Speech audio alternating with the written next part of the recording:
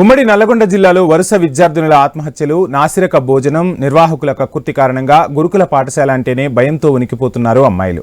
పస్తులైనా ఉంటాం కానీ ఆ భోజనం తినలేం, చదువైనా మానేస్తాం కానీ ఆ హాస్టల్లో ఉండలేమంటూ తల్లిదండ్రులను ప్రాధేయపడుతున్న పరిస్థితి. హాస్టల్ నిర్వాహకులకు లీవ్ లెటర్లు ఇచ్చి మరీ ఇంటి బాట పట్టారు విద్యార్థినులు. ఈ అంశంపై నల్లగొండ ఐ న్యూస్ ప్రతినిధి కిరణ్ అందిస్తున్న వివరాలను ఇప్పుడు చూద్దాం. సహజంగా గురుకులాల్లో సీటు సంపాదించాలంటే విద్యార్థులకు ఎంతో ప్రతిభ ఉండాలి. ఇక్కడ చదువుకున్నటువంటి విద్యార్థులు చాలా ఉన్నత స్థాయిలో ఉద్యోగం పొందిన వాళ్ళు కూడా ఉన్నారు. ప్రస్తుతం అయితే ఇప్పుడు గురుకుల పాఠశాల అంటేనే కూడా విద్యార్థులు భయాందోళనకు గురవుతున్నటువంటి పరిస్థితి అయితే ఉంది. ఉమ్మడి నల్గొండ జిల్లా వ్యాప్తంగా వరుస విద్యార్థుల ఆత్మహత్యలు కలిచివేస్తున్నాయి. దీంతో తోటి విద్యార్థులు గురుకుల పాఠశాలలో ఉండాలంటేనే భయంతో వణికిపోతున్నటువంటి పరిస్థితి అయితే ఉంది. ఇక ఈ పరిస్థితి ఇలా ఉంటే దేవరకొండ సెగ్మెంట్లో ఫుడ్ పాయిజన్, గురుకుల పాఠశాలకు సంబంధించి ఫుడ్ పాయిజన్ కూడా ఆందోళన కలిగిస్తున్నటువంటి అంశంగా చెప్పుకోవచ్చు. ఉమ్మడి నల్గొండ జిల్లాకు సంబంధించి తూప్రాంపేటలో గురుకుల పాఠశాలలో ఒక 5వ తరగతి విద్యార్థిని సూసైడ్ చేసుకుంది.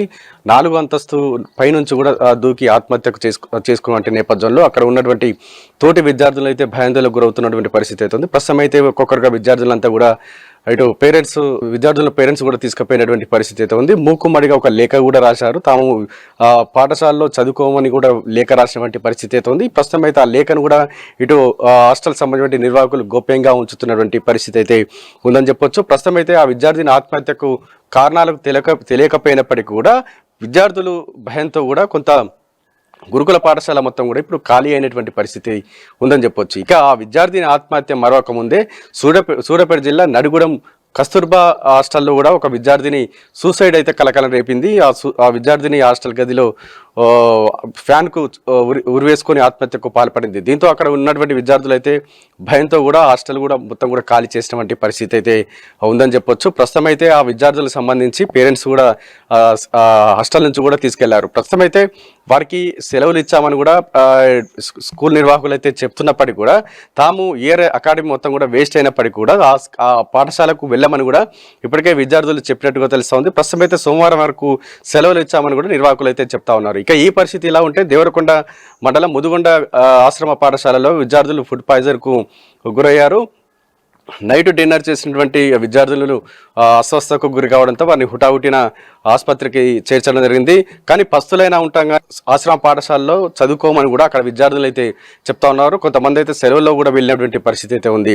అయితే ఈ పరిస్థితికి కారణం రకరకాల కారణాలను కూడా చెప్పుకోవచ్చు. ఎందుకంటే విద్యార్థులకు సంబంధించి వాళ్ళకి చాలా సున్నితమైన మనస్తత్వం కాబట్టి ఇక్కడ ఉపాధ్యాయులు కూడా వారితో కొంత దురుసుగా ప్రవర్తించడం, తోటి విద్యార్థుల ముందు వారిని తిట్టడం లాంటి పరిణామాలతో కూడా ఆత్మహత్యలకు పాల్పడుతున్నట్టు కూడా మనకు సమాచారం అంతా ఉంది. ఇటు నడిగూడెం పాఠశాలకు సంబంధించి కూడా విద్యార్థిని మహాలక్ష్మణ్ అనే విద్యార్థిని సూసైడ్కు కూడా అదే కారణమని చెప్తున్నప్పటికీ కూడా అక్కడ ఉన్నటువంటి నిర్వాహకులు అయితే ఆ విషయాన్ని అయితే గోప్యంగా ఉంచుతున్నటువంటి పరిస్థితి అయితే ఉంది. ఇక మరోవైపు ఫుడ్ పాయిజన్ సంబంధించి కూడా ఇటు నిర్వాహకుల కక్కుర్తితో కూడా వారికి నాణ్యమైన భోజనం అందించకపోవడం కూడా ఇటు ఫుడ్ పాయిజన్కు గురవడం, అక్కడ గురుకుల పాఠశాల అంటేనే భయంతో వణికిపోతున్నటువంటి పరిస్థితి అయితే ఉంది. ఇలా గురుకుల పాఠశాలకు సంబంధించి గురుకుల పాఠశాల అంటేనే ఇప్పుడు విద్యార్థులు భయంతో వణికిపోతున్నటువంటి పరిస్థితి అయితే ఉంది.